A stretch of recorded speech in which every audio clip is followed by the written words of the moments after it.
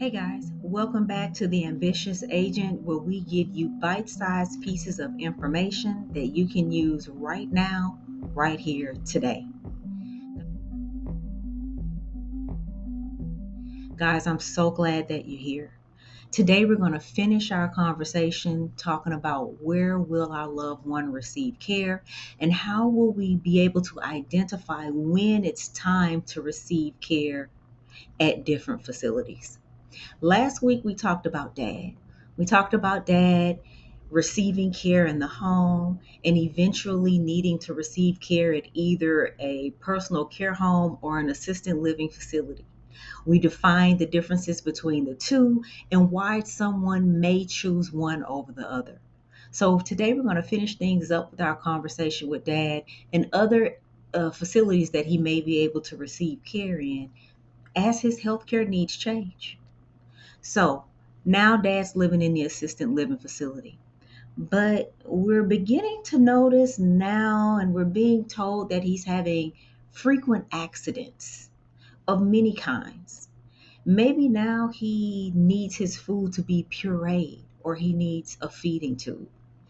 Simply put, dad's now in a situation to where he needs a high level of care, a level of care that the assisted living facilities simply do not provide. What do we do next? Where should he receive his care? Well, a nursing home may be a good fit. Nursing homes provide 24-hour around the clock care by licensed and trained staff. Nursing homes will always have either a RN or a nurse practitioner on staff at all times. Nursing homes, they allow residents to decorate their rooms, and they allow them to decorate their rooms because it really does help keep them more upbeat. Because you have to realize that when a loved one gets to a point to where they may need a nursing home, this is when they're probably realizing that now they've lost a lot of their independence. And we know that as our loved ones age, one thing they want to keep as long as possible is their independence. So when they're in this nursing home, they do allow the residents to decorate their rooms to help them mentally. We don't want them to fall into depression. Also, at the nursing homes, residents can have a private room or a semi private room. So, with the semi private rooms, they may either be sharing a room with someone, with one person, or they could be sharing a room with up to three people. The way you'll know when they definitely don't have a private room, is semi-private, is you'll hear someone maybe say, "Okay, we need to find them a Medicaid bed." What is that? That is a nursing home that accepts Medicaid as a form of payment. And usually, when someone is using Medicaid, not usually, but always, they're always going to share a room. So let's talk about the cost of a nursing home.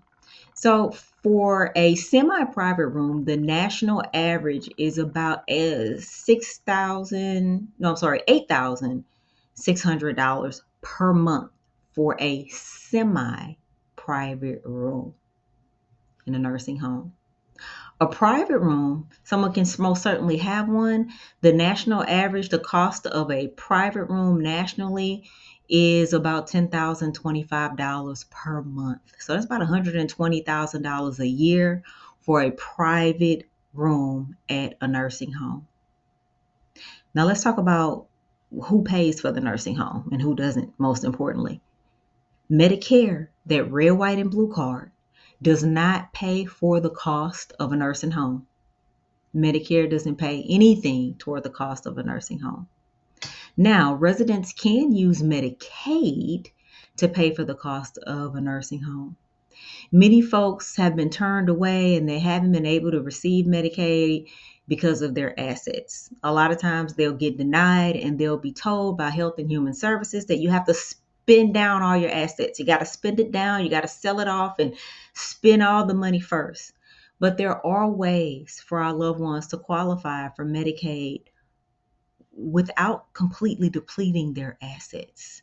So I want you guys to keep that in mind, and we're going to dig a little bit deeper into that in the next upcoming weeks. Long-term care insurance can also be used to pay for a nursing home too, or some type of long-term care insurance strategy. It doesn't have to be traditional long-term care insurance.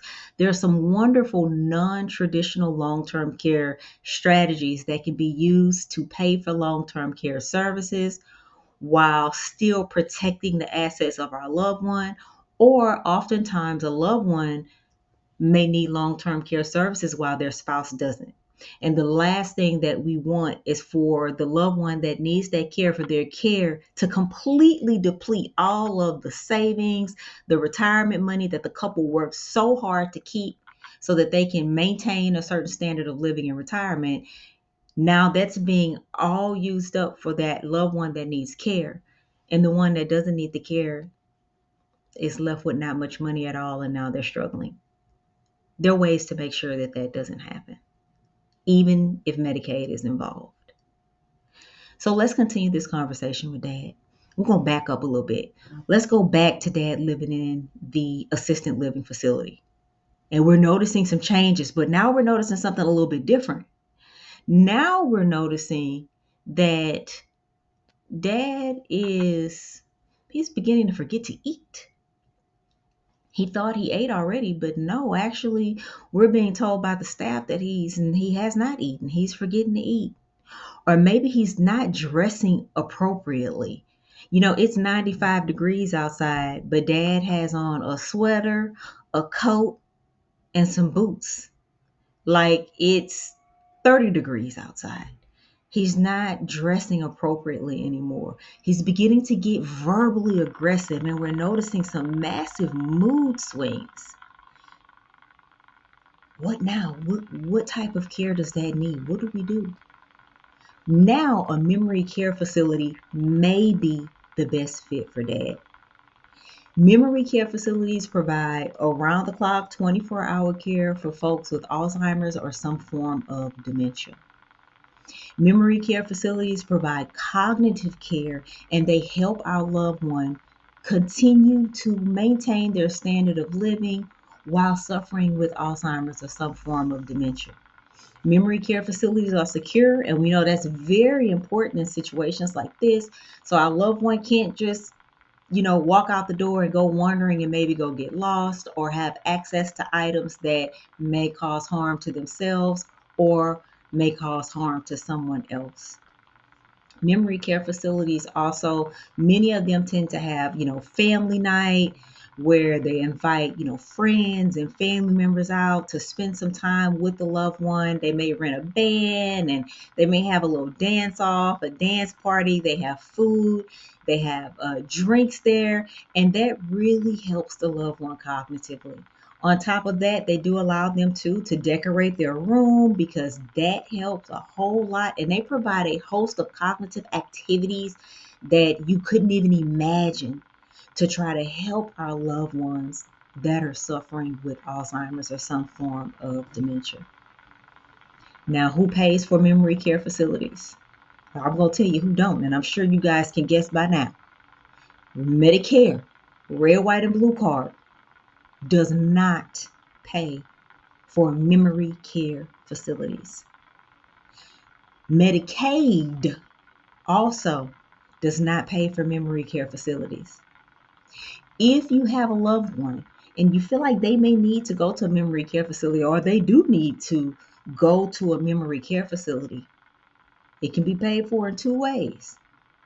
Number one is to be paid for by them out of pocket, paying for it privately, or they've planned ahead and they're using either some type of long-term care insurance or one of those non-traditional long-term care insurance strategies to pay for the cost of the memory care facilities, which is going to allow them to protect the rest of their assets that they may be leaving behind for a spouse or for their children, grandchildren, or some other family member, or simply want to keep for some other type of emergency.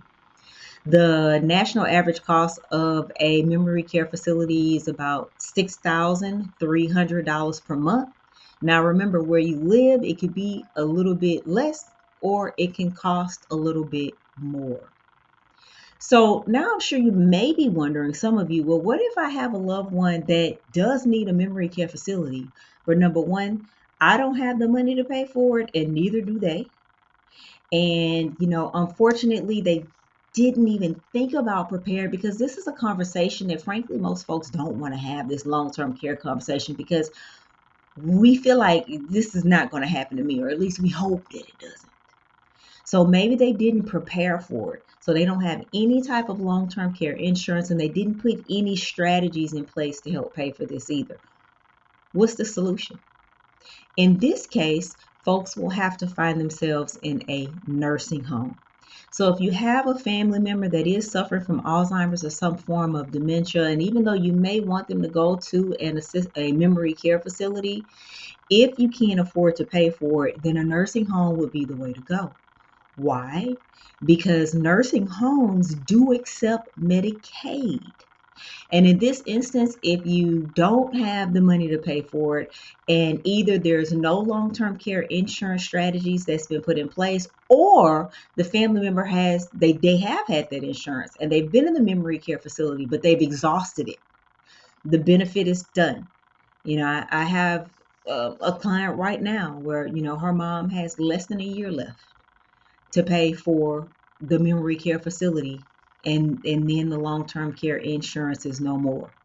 So if you find yourself in that situation and you don't have the funds to pay for the memory care facility, then going to a nursing home and using Medicaid would be the way to go. Or if the loved one may have those funds after the long term care insurance runs out, but you don't want to use them now to pay for the nursing home, then again, there are ways to get qualified for Medicaid while not completely depleting all of their assets.